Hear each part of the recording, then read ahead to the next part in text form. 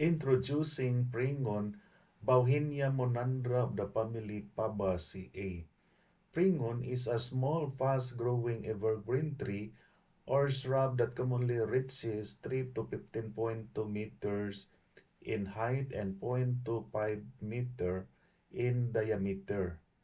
Its smooth gray bark can become scaly and red-brown on older trees. The leaves of Pringon are shaped like butterfly wings, rounded and split one-third to one-half their length, forming two equal lobes.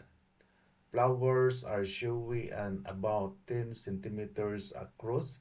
Petals are spreading and pale pinkish. The middle petal has numerous small red-purple dots, and there is only one fertile stamen. Pringon is native to Burma and naturalized in tropical America. It is widely cultivated in towns and cities in the Philippines.